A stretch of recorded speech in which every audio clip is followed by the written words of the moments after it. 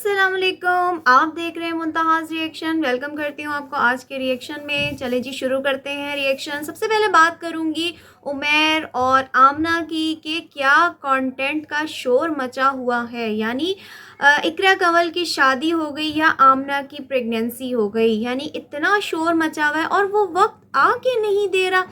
कभी कुछ ड्रामा, कभी कुछ ड्रामा, कभी आमना का कुछ खाने को दिल चाह रहा है, कभी आमना की कोई रूटीन, कभी आमना का बेबी जेंडर रिवील, कभी आमना का बेबी शावर नहीं हुआ। मतलब डेली कोई ना कोई सीन आता है। और अब जबकि मैं व्लॉग बना रही हूँ तो सुनने में आ गया है कि उनका बेबी हो चुका है, माशाल्लाह उनका बेटा हो चुका है। अल्लाह पाक उसको खैरियत से रखे, आमना को भी खैरियत से रखे।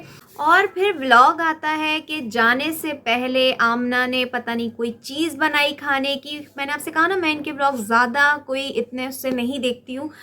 और फिर उसके बाद दिखा रहे हैं अगले दिन का व्लॉग जिसमें बता रहे हैं कि आमना फाइनली सबसे मिलने चली गई और उसके बाद अब हॉस्पिटल का बैग भी बना लिया।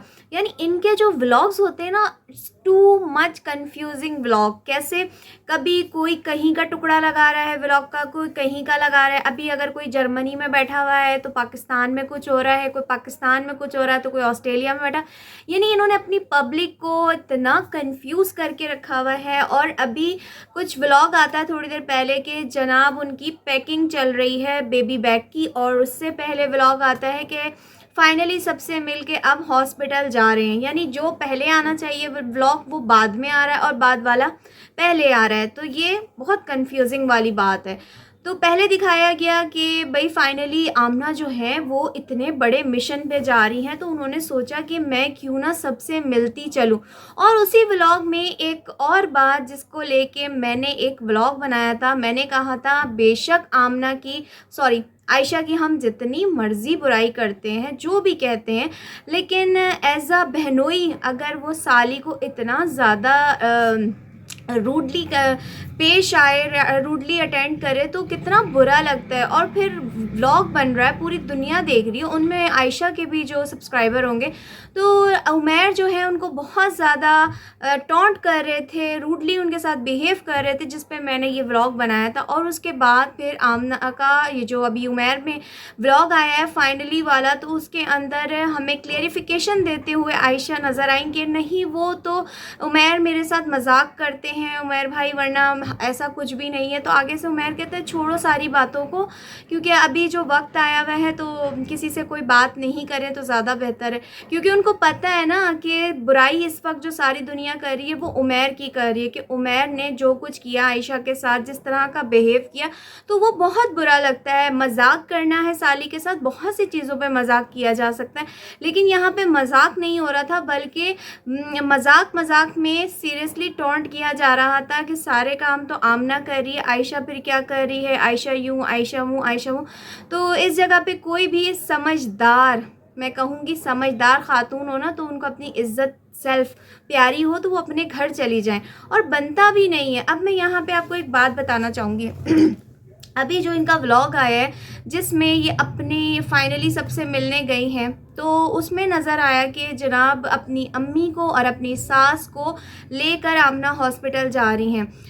अब अगर बात की जाए जो जवान बहनें हैं, बल्कि बड़ी उम्र की बहनें, नॉट जवान, मतलब आयशा भी 40 अबव हैं, मरियम तो शादीशुदा थी। तो इस जगह पे बूढ़ी माँ को ख्वार करने के बजाय इस उम्र में जो जब इंसान की हड्डियाँ भी चलने के साथ नहीं दे रही होती, तो समीना ने भी मजाक बना के रखा हुआ है, अनफा को पकड़ा देती है उस बेचारी बूढ़ी सी आंटी को। और इसी तरह अब दोनों ही सास हो गई या माँ हो गई, दोनों एजड हैं, तो उनको लेके जनाब हॉस्पिटल चली गई। अब आयशा वहाँ क्यों नहीं गई? जाहिर सी बात है, आयशा जब अपनी बहन आमना के साथ उसके प्लाजा में रह सकती थी तो क्या उनके साथ हॉस्पिटल नहीं जा सकती थी? जो काम बहनें बाखूबी अंजाम दे सकती हैं वो बूढ़ी हड्डियां देंगी। मतलब इन लोगों में ज़रा शर्म लिहाज लज्जा नहीं है। और उमैर में भी मैं कहूँगी ज़रा भी शर्म है। यानी वैसे तो बहुत ज़्यादा अपने ससुराल वालों को ये बंदा टॉन्ट करता हुआ नज़र आता है, और अब जो है मामी अच्छी हो गई तो जनाब बूढ़ी बेचारी माँ को लेके वो हॉस्पिटल चली गई। और एक और सीन जब मैंने देखा उस व्लॉग के बाद, जब दूसरा व्लॉग आता है जिसमें आमना अपने बेबी बैग पैक कर रही है, तो मैं मैं यहाँ पे कहना चाहूँगी, मेरे ख़्याल में आमना आपकी एक पहले बेटी है आयत, आप फर्स्ट टाइम तो मदर नहीं बन रही, आपका सेकंड बेबी है, तो आपको इतना नहीं पता, आप इतनी नन्ही-मुन्नी और इतने दिन से जो आपकी बहन आयशा आपके साथ रह रही थी, तो ये तो मैं कहूँगी मतलब हर जो न्यूली जो मदर्स बन रही होती हैं उन्हें भी पता होता है कि बेबी बैग में क्या-क्या रखना है। शॉपिंग तो आपने की थी ना, या उस वक़्त भी आप अपनी मदर को लेकर गई थी कि मुझे बता दें कि मैंने शॉपिंग में क्या-क्या लेना है। जब सारी शॉपिंग आप करके आई हैं, तो क्या बेबी बैग आप नहीं बना सकती थी? लेकिन नहीं मेरी बहनों, कंटेंट भी तो बनाना है कि बेबी बैग का कंटेंट बनाने के लिए बेचारी बूढ़ी माँ को बुला के घर पे और बैग पैक करवा रहे हैं। और बड़े मज़े का मैं आपको सीन बताती हूँ कि जो आंटी चीज़ निकाल रही है ना, उसको थोड़ा-सा ना मतलब आमना कह रही, "नहीं, नहीं अम्मी ये वाला नहीं, ये वाला रख लेते हैं ये।" भाई जब आपने अपनी मर्ज़ी से ही सारे कपड़े निकाल के ऑलरेडी पता है सारे निकाल के रखे हुए थे बेड पे, वही बैग में डाले हैं। लेकिन जस्ट आप कंटेंट के हमने कंटेंट बनाना है कि अम्मी को बुलाया है, अम्मी बैग पैक करेंगी, क्योंकि बाद में अम्मी ने अनफ़ा की तरह उसको भी सँभालना है। फिर जब आमना और उमैर ने छोड़ के जाना है, तो फिर हमने ही सँभालना है, बेचारी अम्मा ने ही सँभालना है। तो फिर उसके बाद मैंने एक और बड़े मज़े की चीज़ देखी फाइनली वाले में कि सब मिले, मोमिना मिली, मरियम मिली, आयशा मिली, सब मिली, लेकिन कौन नहीं मिला? बिलाल और समीना मिलने के लिए नीचे नहीं आए। बड़ी हैरत की बात है कि एक ही घर में रहते हैं, बेशक ऊपर रहते हैं, लेकिन रहते तो एक ही घर में, और घर पे क्या बात करती हैं कि हमारा बिलाल से कोई झगड़ा नहीं है, और अगर हमारे बिलाल के बारे में कोई कुछ बोलेगा तो फिर हम उसको मुंह तोड़ जवाब देंगे। और फिर वो बिलाल भाई कहाँ गए आमना, जिसके लिए आप बहुत ज़्यादा, बल्कि आमना नहीं बोल रही थी, आयशा अपने उमैर के व्लॉग में बोल रही थी। अब मैं यहाँ पे एक बात करना चाहूँगी इस टॉपिक के हवाले से फाइनल, कि जनाब ये वो वक्त होता है जब इंसान इतना खौफज़दा होता है, डर के आलम में होता है, उसे कुछ समझ नहीं आ रही होती कि मतलब ज़िंदगी मौत के दरमियान होता है ना इंसान। लेकिन इन लोगों को मैं कहती हूँ, इन लोगों ने ये कंटेंट जो है ना, बस क्या मैं यहाँ पे कहना चाहूँगी कि वो हुकूमत बहबूद आबादी वाले, जो हुकूमत का नहीं होता वो इदारा जिसमें बच्चों को कंट्रोल किया जाता है, तो मैं उनसे कहूँगी कि बराए मेहरबानी ज़रा यहाँ हमारे कंटेंट क्रिएटर पे भी ज़रा गौर फरमाएं, क्योंकि आपको पता है कि प्रेगनेंसी एक कंटेंट बन चुका है और हमारे कंटेंट क्रिएटर इस वाले कंटेंट से बेहद फ़ायदा उठा रहे हैं और लंबे समय तक, लंबे टाइम तक इसका फ़ायदा उठा रहे हैं। आपको पता है प्रेगनेंसी के जो 9 जो महीने होते हैं, 9 मंथ्स होते हैं, उसका भरपूर हमारे कंटेंट क्रिएटर पहले दिन से लेके आखिरी दिन तक फ़ायदा उठा रहे हैं। ये वो मोमेंट होता है जब इंसान जो है एक खौफ के आलम में होता है, लेकिन ये जितने भी कंटेंट क्रिएटर हैं, इन तमाम जो कहते हैं ना डेज़ का बहुत भरपूर फ़ायदा उठाते हैं। तो मैं यहाँ पे इनको भी यही बात करना चाहूँगी जो बाकी मैं कंटेंट क्रिएटर को करती हुई आई हूँ कि उमैर अब डिलीवरी वाले रूम का भी व्लॉग अपलोड कर देना, जैसे कि तुमने बाकी के सारे जो इनके ईची बीची हम लोगों के साथ शेयर किया है। हम तो आपकी जाहिर सी बात है वाईटी फैमिली है और आप पब्लिक फिगर हैं, तो हम तो सवाल भी उठाएंगे और हम आपके ऊपर आपको तनकीद करेंगे, यानी आपकी इस्लाह हो सके।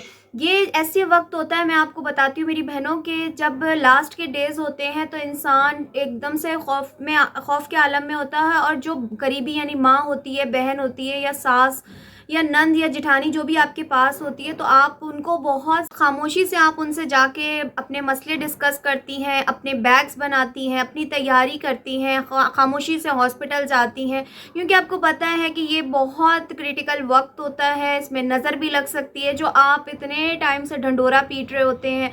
तो ये चीज़ें गलत हैं। पैसा कमाने के लिए आप लोग अपनी जानों से भी खेल जाते हैं, ये नहीं सोचते कि कितने हमारे यहाँ पे बे औलाद पेरेंट्स होंगे जो आपके व्लॉग देख रहे होंगे, या जो अगर किसी का एक बच्चा होगा, दूसरा नहीं हो रहा होगा, उसकी भी नज़र लग सकती है, इवन खुद की भी नज़र लग जाती है।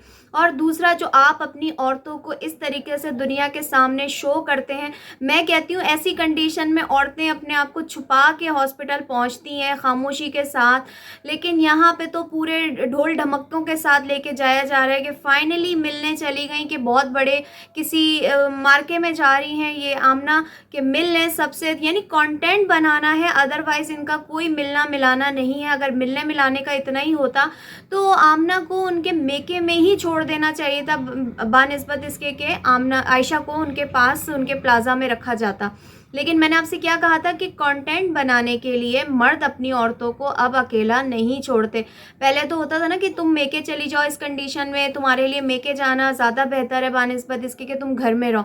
तो अब इससे फ़ायदा उठाया जा रहा है कि अगर हम अपनी बीवियों को मेके अकेले भेज देंगे तो फिर हम क्या कैमरा दीवार को दिखाएंगे या अपने आप को दिखाएंगे।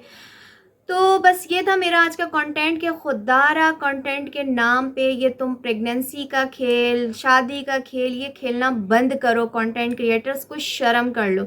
अब आगे चलते हैं, बात करते हैं ब्यूटी क्वीन, बल्कि नहीं, दुकान शॉपिंग मॉल की बात करते हैं। मेरी बात से आप लोग समझ गई होंगी, मैं बात कर रही हूँ राशिदा मलिक की, जो कि इस वक्त शॉपिंग मॉल भी बनी हुई है और एक अदद मॉडल भी बनी हुई है। यहाँ मैं आपको कुछ इनकी तस्वीरें भी दिखा रही हूँ जो ये इंस्टाग्राम पे मॉडलिंग करती हुई नज़र आ रही हैं।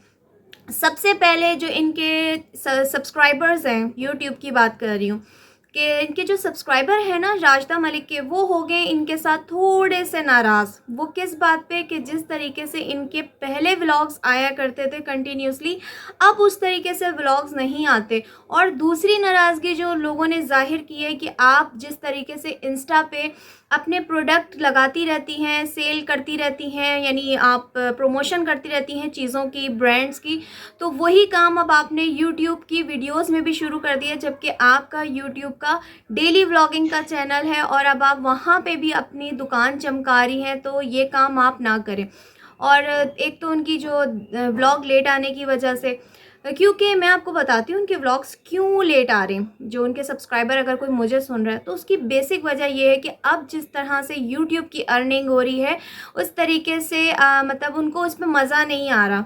वो तो मलाइका के चैनल से भी उनको मिल जाती है, क्योंकि इनके ऑडियंस अब रही नहीं है जिस तरीके की पहले मलाइका के टाइम पे ऑडियंस थी। अब ज़्यादातर जो पब्लिक है वो मलाइका के ही व्लॉग्स देखना चाहती है और आजकल मलाइका के व्लॉग्स नहीं आ रहे, जिसके लिए लोग इनसे सवाल कर रहे हैं, मगर वो ही एज़ यूजुअल कि ये किसी को जवाब नहीं देते कंटेंट क्रिएटर्स। और फिर इंस्टाग्राम जो है वो यूट्यूब से ज़्यादा पे कर रहा है उनकी स्टोरीज़ पे। तो अब धड़ाधड़ धड़ाधड़ धड़ाधड़ सुबह शाम दोपहर रात एक गोली, यानी स्टोरीज़ की गोली लगी होती है और उस स्टोरीज़ में ये अपने दराज के प्रोडक्ट और डिफरेंट किस्म के ब्रांड्स। तो यहाँ पे काफ़ी सारे लोगों ने ये भी सवाल किया कि अभी 2 दिन पहले तो आप हमें राइस किट दिखा रही थी, अब 2 दिन बाद आप हमें ऑरेंज किट दिखा रही हैं, यानी आपकी अपनी कोई चॉइस नहीं है, ना आप अपनी पब्लिक को सही तरीके से गाइड कर सकती हैं। इसका मतलब ये है कि आपने एक शॉपिंग मॉल खोल लिया है और डिफरेंट प्रोडक्ट्स रख दिए हैं और हम आके आपके बातों में आके ये प्रोडक्ट्स लगाएं और अपनी स्किन ख़राब करें। ये उनके ऑडियंस का कहना है, इंस्टा की ऑडियंस यानी उनके फॉलोअर्स का। और यहाँ पे एक व्लॉग आता है जिसके अंदर अरुषा की स्किन बिल्कुल वाज़े नज़र आ रही है कि एक्नी से भरी हुई है। तो मैं यहाँ पे राशिदा सिस्टर से बोलूँगी कि वो कहाँ गए आपके सारे सिरम्स, वो कहाँ गए आपकी क्रीम्स, वो कहाँ गई आपकी फ़लानी फ़लानी फ़लानी फ़लानी चीज़ें, क्योंकि मुझे इन चीज़ों के नाम नहीं पता तो मैं इस वजह से नहीं ले पा रही। तो यहाँ पे बस मैं कहूँगी ना कि हमारी पब्लिक इतनी पागल है कि इनसे पूछती रहती है, जिनको खुद नहीं पता, जो अपनी बेटी की स्किन नहीं ठीक कर सकती, जिनको खुद को फ़िल्टर की ज़रूरत पड़ती है इतना मेकअप करने के बाद, और फिर दूसरों को ये क्या बताएंगी जब इनके अपने ही घर के हालात ठीक ना हो। तो लोगों को इस चीज़ से अंदाज़ा लगा लेना चाहिए कि बेटी की स्किन कैसी है। माँ बग़ैर फ़िल्टर के व्लॉग नहीं बना सकती और डिफरेंट जो ब्रांड्स की प्रमोशन करती रहती है, तो इसके एवज़ इनको ठीक ठाक पैसे मिलते हैं। और अब तो इंस्टाग्राम यूट्यूब से ज़्यादा दे रहा है, तो क्यों ना वहाँ पे दोनों हाथों से पैरों से अच्छी तरीके से आवाम से सिंपैथी लेके और अपना बैंक भरा जाए। अब यहाँ पे चलते हैं, राशिदा मलिक की उम्रे की दावत आ गई। और कहाँ से आई दावत? दावत आई जी, फ्रेंड्स ने दी है उम्रे की दावत। तो अरुषा नहीं जा रही और बेटा भी नहीं जा रहा उनका। कौन जा रहा है? अंकल आंटी, यानी राशिदा मलिक और उनके हस्बैंड जा रहे हैं दावत अटेंड करने। अच्छा जी, तैयार हुई। उम्रे की दावत पे तैयार ऐसे हो रही हैं जैसे कि किसी शादी पे जा रही हैं या किसी बर्थडे पार्टी पे जा रही हैं या दराज के इवेंट पे जा रही हैं। नेल्स लगाने का, पता नहीं चुड़ैल बनने का कौन सा हमारे कंटेंट क्रिएटर्स को शौक चढ़ उठा है कि भाई उन्होंने भी जो वो हैं इकरा कंवल की तरह उन्होंने भी लगाने हैं नकली नेल्स जो हैं, और ड्रेस भी ऐसा वेयर करना है, पूरा फैशन करना है, उम्रे की दावत खाने जा रही हैं। और दी भी किसने, यहाँ पे मैं आपको दिखा रही हूँ उम्रे की दावत खाने जा रही थी किस तरीके से तैयार होके, और दी जिन दोस्तों ने दावत दी उनको भी देख सकते हैं। यानी जो जैसा होता है उसके साथ वैसे ही लोग होते हैं, उसकी गैदरिंग में, उसकी फ्रेंड में ऐसे ही लोग होते हैं। तो ये है हमारे आज के नेक अच्छे मुसलमान। मुझे तो हैरत होती है कि ये लास्ट मंथ उम्रा करके आई हैं ख़ातून, और अब जो है इंस्टाग्राम पे डिफरेंट ब्रांड्स की मॉडलिंग भी करना शुरू हो गई। पहले तो अपनी स्किन पे लोगों को रेमेडीज़ और क्रीम्स और ये सिरम्स बालों के ये सब बता रही थी। अब तो जनाब जैसे जैसे मैं समझती हूँ कि औरतों पे, ऐसी औरतों पे बुढ़ापा आने लगता है तो इनकी जवानी जाग उठती है कि भाई अभी तो मैं जवान हूँ। अब इस अभी तो मैं जवान हूँ के नाम से आगे चलते हैं, बात करते हैं ज़ैनब नोमान की, जिन्होंने मैमूना मुस्लिमा की कॉपी करनी शुरू कर दी है। और कहते हैं ना जिसकी सोबत में रहो इंसान वैसे ही हो जाता है, तो मैमूना मुस्लिमा की ही सोबत में रह चुकी हैं ज़ैनब नोमान। तो क्यों ना खरबूजे को देख के रंग बदलेगा, तो यहाँ पे वही कुछ करती हुई नज़र आ रही हैं। यहाँ पे मैं आपको दिखाती जाऊँगी ज़ैनब नोमान की कुछ अबाया जो कलेक्शंस हैं, जिसको कहते हैं कि अबाया जो होता है हमारे जिस्म को ढांपने के लिए होता है, और वो जितना लूज़ हो उतना अच्छा होता है। लेकिन अब के अबाया, मैं कहूँगी अबाया कम बल्कि हमारी मॉडलिंग के ड्रेस ज़्यादा लगने लग गए, और जिन जगहों को औरत को छुपाना चाहिए उनको ज़्यादा परमानेंट कर रहे हैं ये वाले अबाया। यानी उनको कमर से फिट कर दिया जाता है, ऊपर से इतना डीप गला कर दिया जाता है। जैसे कि आप देख सकते हैं ज़ैनब नोमान के जो अबाया हैं ये अब इंस्टाग्राम के स्टोरीज़ पे, इंस्टाग्राम के पेज पे ये मॉडलिंग करती हुई नज़र आती हैं डिफरेंट कलेक्शंस के अबाया के, जिस पे लोग इनको कहते हैं आप हमें भी बताएं कलेक्शन। तो मेरे बहनों भाइयों तो बोल नहीं सकती, मेरी बहनों कुछ खौफ खुदा कर लो कि रब ताला इन चीज़ों से नाराज़ होता है। अबाया हमारे जिस्म को ढांपने के लिए होता है, ना कि हमारी वो मैक्सी है कि हम उसको फिटिंग करके अपने जिस्म के उन हिस्सों को नुमाया करें दुनिया को दिखाने के लिए, और ना कि ये कोई फ़ैशन है। लोगों ने अब अबाया को फ़ैशन बना लिया, जैसे कि ज़ैनब नोमान कर रही है। और अब जनाब इन्होंने अपनी डीपी पे जो अपनी तस्वीर लगा ली है यूट्यूब की, उसमें आप देख सकते हैं कोई मास्क नहीं लगा, बस यूं करके उन्होंने अपना मुंह कवर किया है। आहिस्ता आहिस्ता अब वो मास्क भी जा रहा है और वो अपनी मुंह दिखाई देने वाली है। फेस रिवीलिंग व्लॉग आ जाएगा बहुत जल्दी। अभी जो इनकी रिसेंटली एक अंडरगारमेंट की वीडियो आई थी, उसके बाद से ज़ैनब नोमान को लोगों ने इतना क्रिटिसाइज़ किया, मेरे ख्याल में मुझे ऐसा लगता है कि चुल्लू भर पानी में डूब के शायद मर चुकी हैं, मैं ये समझती हूँ। यानी इतनी गंदी वाहियात वीडियो बनाई थी। और उसके बाद मुझे एक चीज़ समझ में नहीं आती कि मैंने इनके व्लॉग्स में एक बहुत चीज़ एक ऐसी देखी है, व्लॉग में भी और इंस्टा पे भी, कि ये नेल्स का क्या ड्रामा चल उठा है आज के दिनों में। नकली नेल्स। अच्छा, व्लॉग किसी और चीज़ का बन रहा होता है, अब अंडरगारमेंट का व्लॉग दिखाने के लिए भी ज़ैनब नोमान ने आर्टिफिशियल नेल्स लगाए हुए थे। यानी यहाँ तक अब पहुँच चुकी है बात कि अब हम अगर दुकान पे कोई चीज़ बेचने भी बैठेंगे तो अपने आप को मॉडल बना के दुनिया के सामने पेश करेंगे, और आहिस्ता आहिस्ता पैसों का, कहते हैं ना कि बुराई जो है वो तेज़ी से फैलती है और जो नेकी वाली चीज़ें होती हैं वो पीछे रहती जा रही हैं। आज के वक्त की बात कर रही हूँ। तो यहाँ पे जो ज़ैनब नोमान कर रही हैं तो ये एक बुराई है ना। मतलब लोग, और सुनने में यह आया कि इनके जो हस्बैंड हैं वो मौलवी हैं और जो ज़ैनब नोमान है वो आलिमा रह चुकी हैं। जब इनसे किसी ने ये सवाल किया कि आप तो एक आलिमा है, आलिमा हो के आप इस तरह के काम कर रही हैं, यानी आपको अपने आप को छुपा के रखना चाहिए, दुनिया से कवर करके रखना चाहिए, ये काम नहीं करना चाहिए, तो आप तो उल्टा काम कर रही हैं कि आहिस्ता आहिस्ता आप अपना हिजाब भी आपने उतार दिया, फिर उसके बाद आप अपना फेस भी दिखाने वाली हैं। यानी यहाँ तक, इधर तक मास्क आ चुका है और नीचे से यहाँ तक आ चुका है, और तस्वीर में तो बस यूँ है, यहाँ से सब नज़र आना शुरू हो गया जो उनकी डीपी पे तस्वीर है। तो आगे से कहती हैं कि क्यों मेरी ज़िंदगी नहीं है, ये ज़ैनब नोमान के डायलॉग है कि मेरी कोई ज़िंदगी नहीं है, मैं अपनी मर्ज़ी से अपनी ज़िंदगी नहीं गुजार सकती। यानी इनकी अगर कोई इस्लाह करे तो आगे से ये ऐसा रूडली जवाब देती हैं। तो इनके अंदर डॉलर्स ने, मैं कहती हूँ इंसान के अंदर से, बल्कि इनके अंदर से नहीं, हर कंटेंट क्रिएटर के अंदर से ना, मैं कहती हूँ इंसानियत ख़त्म कर दी है।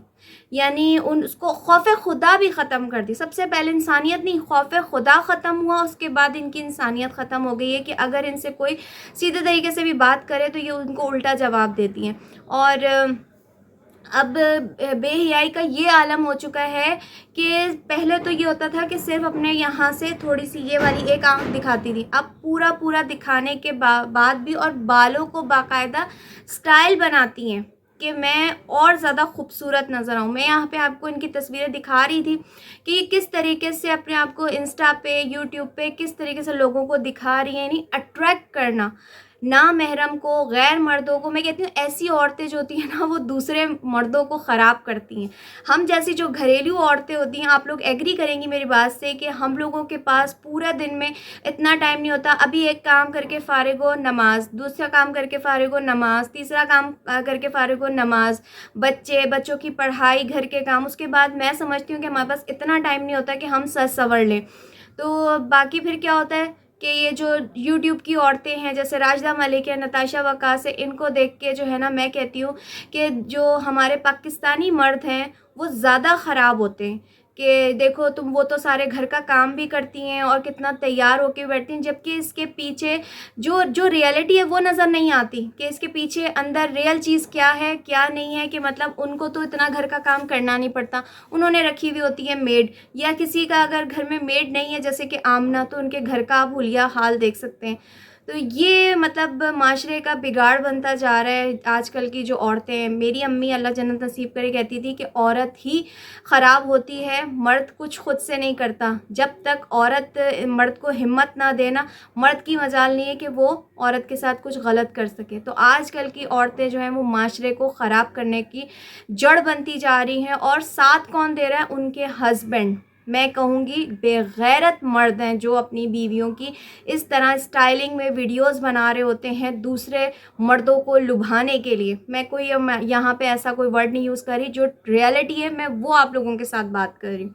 बस ये था मेरा आज का व्लॉग। आई होप आप लोगों को अच्छा लगा हो तो लाइक कमेंट शेयर ज़रूर कर दीजिएगा। अपना ख्याल रखिएगा। अल्लाह हाफ़िज़।